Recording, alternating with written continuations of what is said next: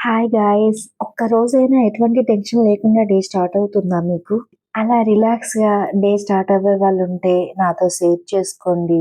Hi guys! అను 3 మంత్స్‌లో మాటకు స్వాగతం, సుస్వాగతం. ఎలా ఉన్నారు మీరంతా?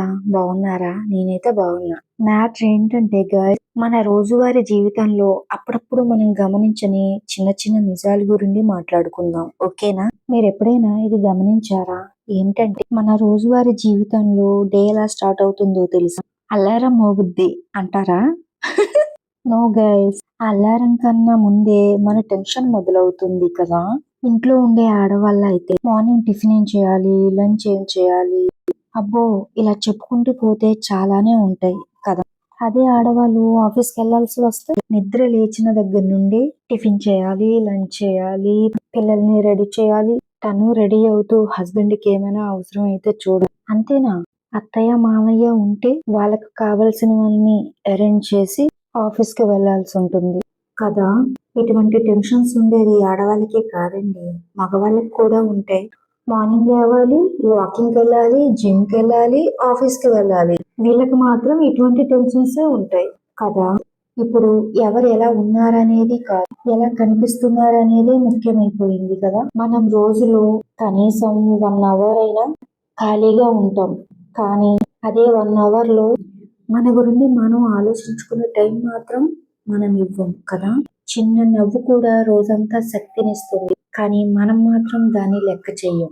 రోజు అదే రూటు, అవే పనులు, కానీ మనసులో మారుతూ ఉండే ఆలోచనలు మాత్రం ఎవరు గమనించరు.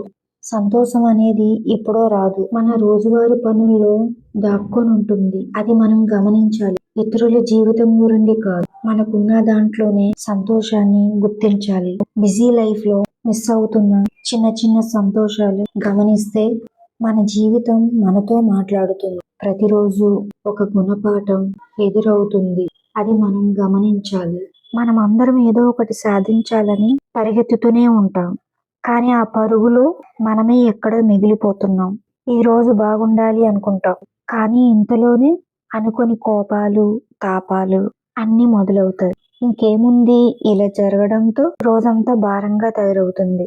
ఉదయం తొందర, రాత్రి అలసట, మనసు సంగతి ఎప్పుడో మర్చిపోతాం కదా. మీరేమంటారు గైస్? చెప్పండి.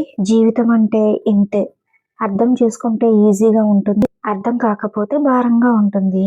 కొన్నిసార్లు ఈ పని ఖచ్చితంగా చెయ్యాలి అనుకొని మర్చిపోయినప్పుడు మనం అనుకుంటాం, ఇవాళ ఒక్కసారే కదా పర్వాలేదులే అనుకుంటాం, కానీ ఒక్కసారి వారానికి 3 సార్లు అవుతుంది. మీరేమంటారు? ఒప్పుకుంటారా గాయస్? ఈ జీవిత సత్యాలు మీకు నచ్చినట్లయితే ప్లీజ్ లైక్ చేయండి, షేర్ చేయండి, సబ్స్క్రైబ్ చేయండి.